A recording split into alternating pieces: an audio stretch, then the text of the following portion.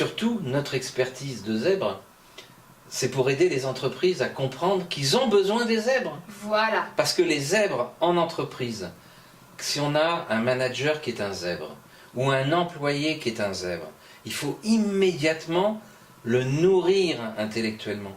Un zèbre en entreprise, si on le gère de façon linéaire, qu'on lui donne une tâche après l'autre, qui n'a pas de sens, qui n'a pas d'émotion, il meurt.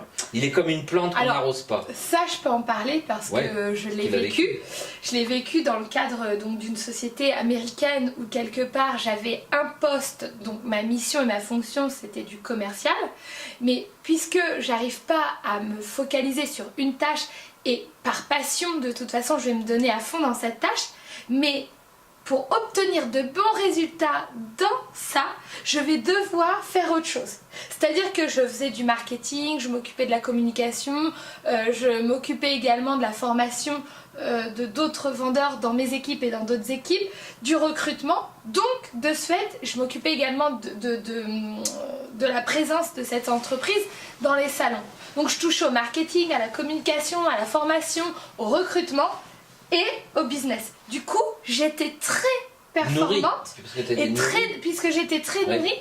Et en fait, aujourd'hui, avec du recul, c'est parce que justement, il y avait tellement de cercles d'énergie, tous ensemble, que ça m'aidait à atteindre un certain résultat. Et par contre, à l'inverse, j'ai eu la bonne surprise, alors je suis désolée, mais de travailler pour une société française pour laquelle j'ai lancé pourtant la filiale en Angleterre. Au niveau de la culture au travail et leur mode de fonctionnement, eh bien, ils me demandaient d'être finalement linéaire. Même si j'avais différentes tâches au sein de cette filiale, j'avais pas vraiment le droit ou ressenti que... Tu cassais les silos. Voilà, c'est ça.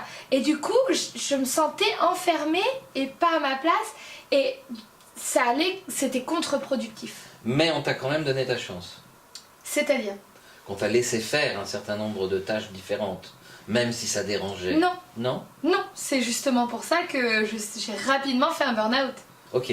Alors toi, tu as eu la malchance de faire un burn-out, moi j'ai eu la malchance de me faire éjecter. Voilà. Pourquoi ? Parce que quand j'arrivais dans une entreprise, je captais, je téléchargeais les informations, donc en l'espace de 8 jours ou 15 jours, j'étais très opérationnel, et immédiatement mon supérieur hiérarchique pensait que j'étais en train de mettre en place un contre-pouvoir et que je voulais lui piquer sa place.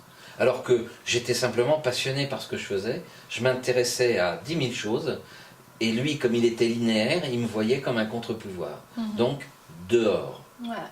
Donc cette vidéo actuelle, c'est vraiment pour donner un petit peu un esprit global des zèbres dans leur environnement et dans le monde. On reviendra plus tard sur le sujet justement d'un zèbre au travail et dans d'autres catégories de vie.